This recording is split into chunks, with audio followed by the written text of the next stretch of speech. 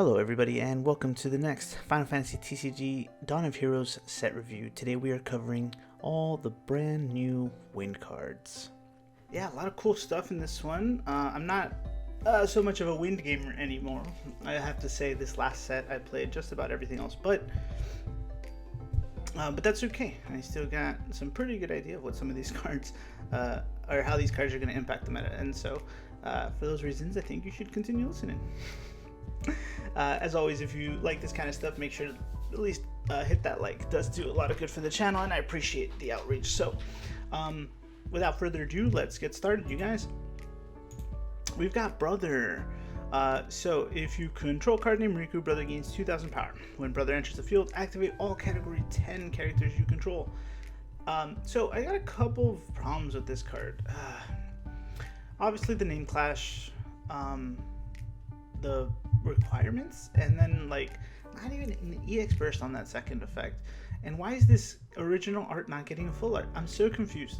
So it's a weird card. Final Fantasy X already has a lot of really good cards, and Brother is unfortunately our main searcher from Opus 1, I want to say. And so I don't know if this has a place anywhere. I don't think. Yeah, with I don't even know. We do have a Riku backup, I think, still. And so, like, if not, then it sucks because you only have the forwards to pair with this, and that's what makes this not so good. I don't know. I doubt this will see play. It's a shame he won't get some, his full art, but maybe down the road we'll get it. Who knows? Might be a random promo we don't want. Edge. Alright, so this is the legendary. At first I wasn't sold on this completely, but my group, my teammates, and my local scene have helped me realize why this is quite an interesting card. Alright, well, when Edge enters the field, select one of the following 3 actions. If Edge was cast, select up to 3 of the following 3 actions. Instead, you can choose a forward against 2,000 until the end of the turn. Choose up to 2 cards from either player's break zone. Against 2,000 until the end of the turn. Next one is choose up to 2 cards from either player's break zone, remove them from the game, and then Edge gains haste until the end of the turn. For 2 CP and a crystal, play Edge onto the field. You can only use this ability during your turn and if Edge is in your break zone. Yeah, I can kind of see where his power comes from actually now. Like I guess again the first couple times I just kind of skimmed over him. A couple noticeable traits obviously for this card. He's category 4, which is only getting better since we finally got a searcher for now. He is Prince and Ninja, so he's got multiple ways that we can search him, which is a big deal. When you cast him, you get all of these, so you can give himself haste, you can give him 2,000, and you can remove 2 cards from your opponent's break zone. And so with all of those things, on the table there, it's just like, wow, okay, he does do a lot more than you think. Now the second effect, play Edge onto the field. You can only use it during your turn, and if he's in the break zone, when he does that, he'll come in. Ideally, you give him haste or whatever, or he'll pump someone else. But the crystal thing is the interesting part, right? Like we already have. I think in the problem for me, and it's probably where I started to realize, where I began to think actually that I didn't like this card, is that crystals are often like, no matter how many cards we put into the deck, we're either seeing too many generators, not enough of the playable cards that use the crystals, or we have too many cards that require so many crystals and not enough, and we never get them right when we need them or something like that. And so what's cool is that I found out that with the new Cecil, it's kind of like pretty... sort of an infinite, if you will, right? So, you can pay 1 to bring him back, and then he'll refund that 1. And so having him in the break zone the whole time is kind of like very threatening in general. And so he can able to like play himself over again. But aside from that, just being able to bring him back is just quite a problem. He can just kind of be a chump blocker for a long time. And then you never know which one of his effects he's going to do when he comes in. And then obviously you play multiples of these, right? So unless they start getting rid of all 3, he's always going to be a problem for you. And so I'm I appreciate him a lot more than I did when I read him the first 2 times. And he's a mono art, so you know people were all about that. So I suspect he will see a lot more play than I thought, but just be on the lookout for this guy. He could be a problem. Botanist. When Botanist enters the field, you may remove 1 backup without the generic sign, I guess. You can control from this game. When you do so, play 1 backup from your hand onto the field. Its auto ability will not trigger. So I'm still pretty big on this card. I think there's a lot of cards in general that will benefit from something like this. It's just finding a good balance of which unique character cards we want to replay, right? Just off the top of my head, when I saw this first, I'm like, oh, okay, we can play Unai or Doga for free, right? The 6 cost and the 5 cost big backups that we had for what it was, I don't know, 12 or something like that. I don't know. They're a little old, but those are really crazy cards. Now they don't have on entry auto abilities, so we don't have to worry about that. Obviously, you can't bring in a Tyro or something, or a Thornton and search anything, because those have the other abilities that will trigger. But the other ones are very, very, very good options. There's a lot that I can think of with this card. There has to be a balance, right? We need to find, or I need to find that which unique cards to replay. I haven't dug deep into it yet, but I think Botanist is a very dangerous card. So just something to keep in mind. I think it's great. I love it. Ghost. When Ghost 7 enters the field, choose a forward, deal it 3,000 damage. You can tap, remove Ghost from the game, choose a monster you control, remove it from the game, play it onto the field at the end of the turn. I think it's funny that we have a monster blink now, which is cool. So kind of doing stuff like this to Echidna, or even Blue Worm or Octomammoth, or who else am I thinking? I'm sure there's other decent monsters. Some of the ice ones, right? Like YKT or things like that. It would be interesting. Is it important enough to make me want to play Ghost? I don't think so yet. I know we play a lot of decks already with multiple copies of that stuff, and then with decks that recur them already. So I don't know if we need something to blink monsters, but maybe we do. We'll figure it out. It's got a cool effect. I just don't know if it's what we need right now. Genova Dreamweaver. When Genova Dream cannot be chosen by your opponent's summons. Pay wind until the end of turn, becomes a forward of 7,000 power, and when Genova Dreamweaver attacks, you may also becomes a forward. When Dream attacks, you may search for a card named Genova Dreamweaver and remove it from the game. When you do so, deal 7,000 damage to all forwards your opponent controls. You can only use this ability once per turn. Now, this is a cool card as well, but unfortunately contingent of you not drawing the other Genovas. And then being able to attack with it on the turn or whatever. So a lot of little hoops to jump through, but it's a very strong card, I think, in limited, if you're able to pull another one or two in like a draft or something. Just not being able to be chosen by summons is cool too. So it has some innate protection. It's not bad. I don't know if it'll make the cut, but it's something to mess around with for sure. Stilt Skin. If you control card named Chelenka and card named Yuri, the card named Chelenka and card named Yuri you control gain 2,000 power. I think it's a solid backup, honestly. It's searchable. It's a cool searchable 2 cost that kind of facilitates some of the other cards in this deck, or other versions of the Yuri Chelenka we've seen in the past. I think it's good, actually. I think this is going to be a problem. Makes those guys big. They're already it's very possible to already make them protected, I believe. So yeah, no, it's crazy. Next, we have Chelenka. When it enters the field, you may discard a card. Search Yuri of cost 4 or less and play it onto the field. If Chelenka forms a party, the damage dealt to forwards forming a party becomes 0. So as long as it's able to party, they're protected. That's free That's free. That's a free attack going straight through. So yeah, it's an annoying card. Now if we go back here, right, for a second, like that Chelenka's at 9k. And so, yeah, while they're both out, right? If you control card named Yuri and card named Yuri, it's, the idea is to have them both out. You're gonna play this one to discard to get the both of them. They're both at 9k. And then they're doing, that's just a very interesting problem to have.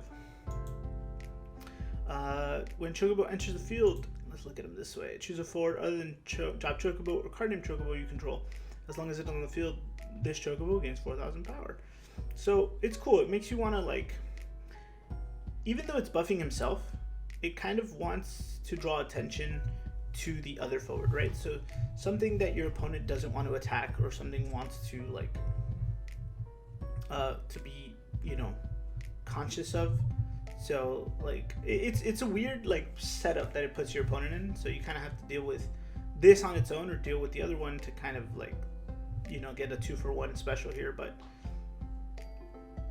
it's a cool card. I think this Chocobo will go for a lot of money.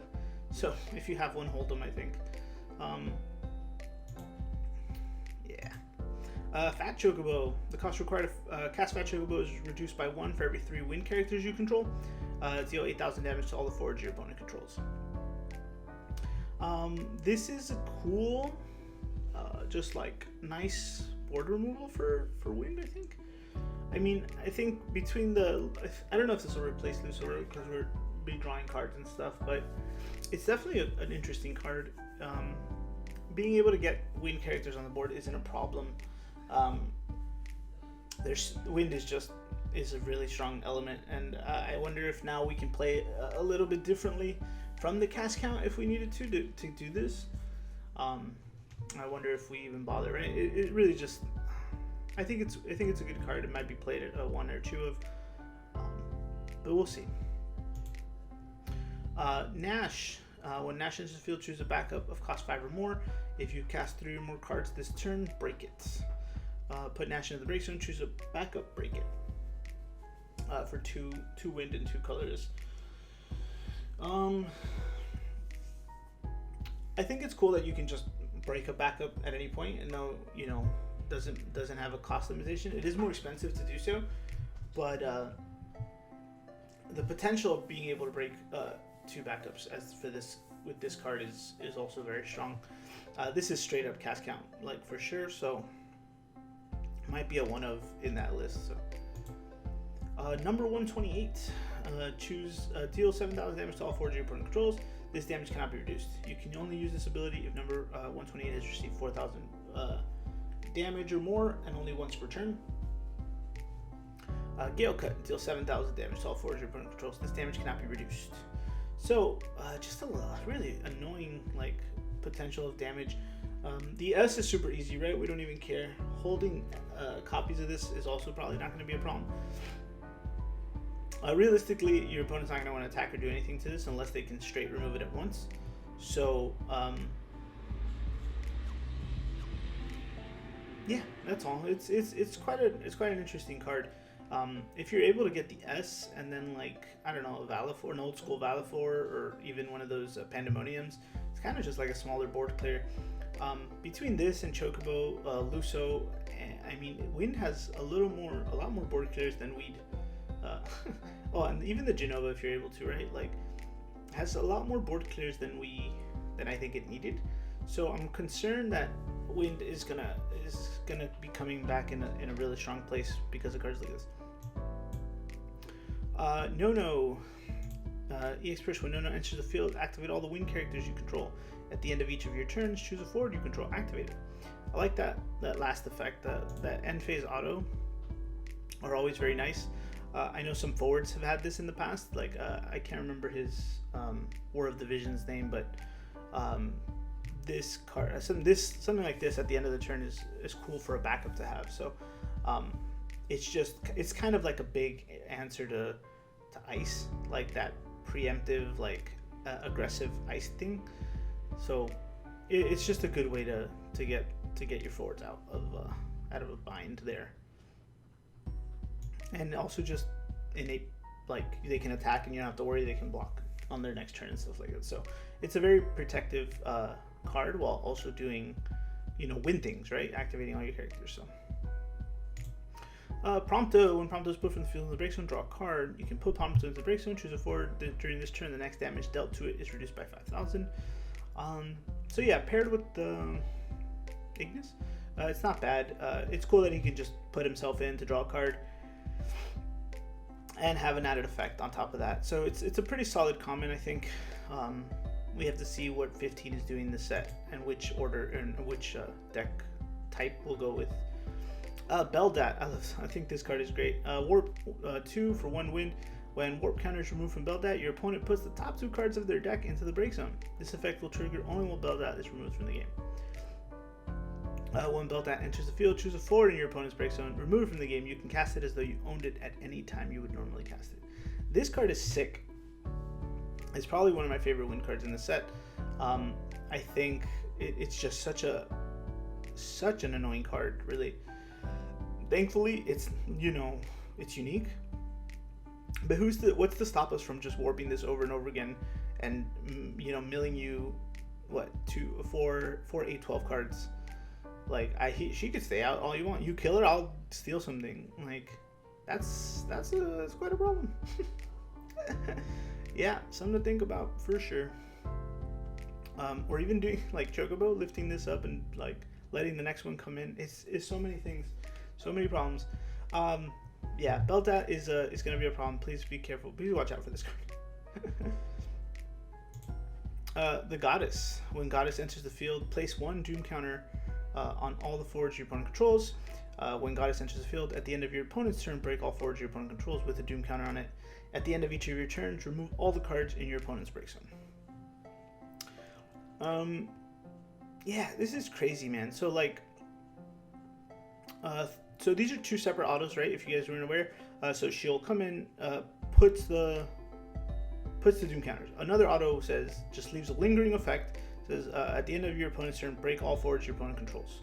So even if she's removed, killed, whatever, that effect is in play. Unless you amount the second effect, those guys are dying.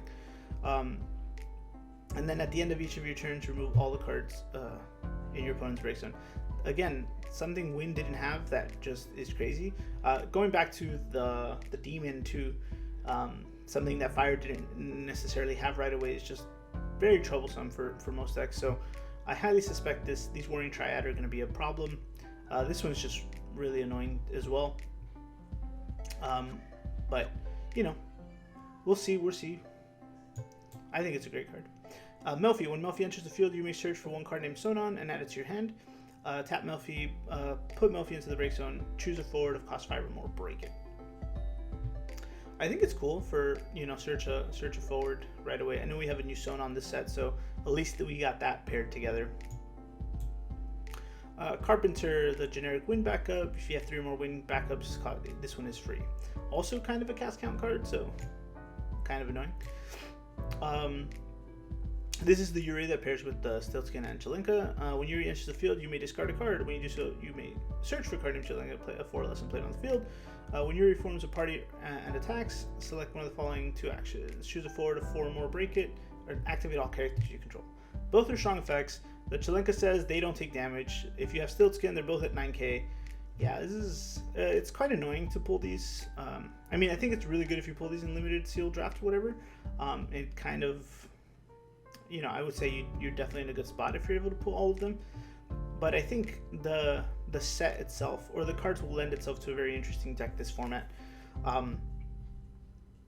We'll have to see if it can keep up with the Warring Triad decks and the FF6 decks and the Ice decks, but they're strong cards, I think. Yuffie. When Yuffie enters the field, place 2 Shuriken counters on Yuffie. When Yuffie attacks, you may remove a Shuriken counter from Yuffie. When you do so, choose a forward to the 8,000. Pretty straightforward. It's annoying if it's not answered. Having 2 options for this is great, and then pairs quite interestingly enough with the Cisne from this set too. If you haven't seen, also removes Shuriken counters from things to Dolan Phrase, but pretty average card. I don't think it'll replace our Yuffie, but it will definitely replace the Yuffies we used for S abilities, because she is 2 cost, so she will be able to be picked up with what's that win card? I can't remember right now, but it's a 2 cost, so let's just get us back Azura, and it's just better, right? I'd rather play this than the 1 drop that can't be blocked by 3 or higher. I don't know, just something to think about. And then Ritz. When Ritz enters the field, choose a forward your opponent controls. Deal it 3,000 damage. When it is put from the field into the break zone this turn, draw a card. Yeah, it's not a big deal. I'm gonna pass. I'm just not even gonna bother. And then Dragoon is our last card. It's just a reprint of the Crystals cards. So Wind has some interesting cards, some new effects. Again, I think this set gave a lot of elements, things they were lacking, right? So now we have like board removals, potential 3 board removals, some more thievery here, some solid hasting from this edge, and then just breaks on removal here, and a little more aggression, right, with the Yuri and Chelenka. So overall, very strong set. My top 5 are 100% going to be Beldat and the twins. I guess they're twins, right? Or brother and sister. And then the number 28, and then Botanist is on the back end of that. So the legendaries obviously on their own. They're both very good, so I suspect they will both be used. But yeah, give me your thoughts, guys. What do you guys think about Edge and the Goddess? Do you think Beldat's as good as I think it is? And yeah, really any of these. Please make sure to check out the other videos, and as always, thank you for watching and liking this video and always supporting my channel. Hope you guys enjoyed the Wind set review, and I'll catch you on the next one.